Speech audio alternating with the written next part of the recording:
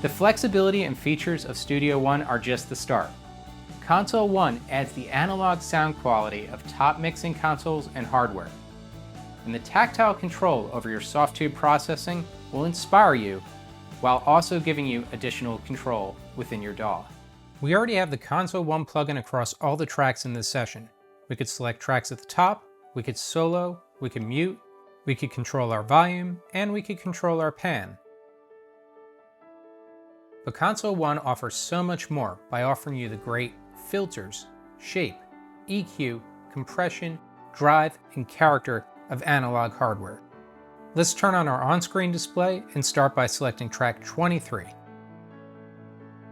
This is our kick drum. Let's hit solo and then play. Let's start by cleaning up this drum with a gate.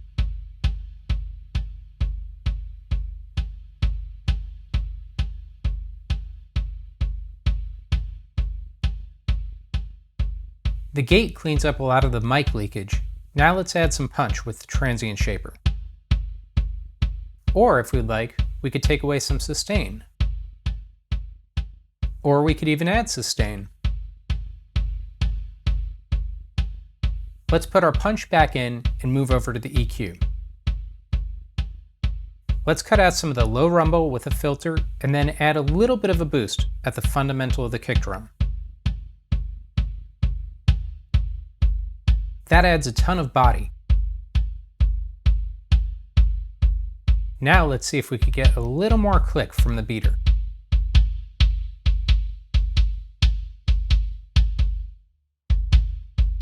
Now let's sweep around and see if we can get rid of some of that muddy, flappy sound in the middle. Now that we found it, let's cut that out.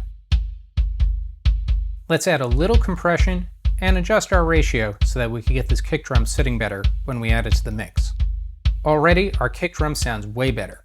The drive and character help to bring out that analog sound quality that Softube is known for. Let's listen to what it does for our drums.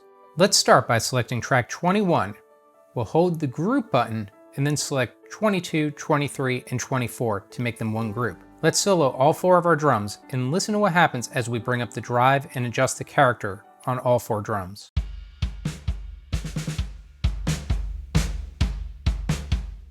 Taking the character clockwise will brighten up our drive, and going counterclockwise adds a darker quality.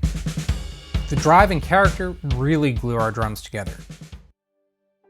Now let's group together tracks 14 and 15. We'll hit solo and listen.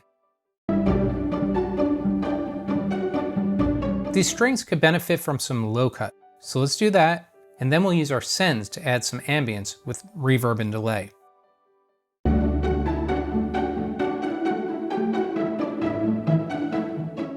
If I turn off the display, you'll see that as I adjust the sends on Console One, you could see those sends adjust in Studio One.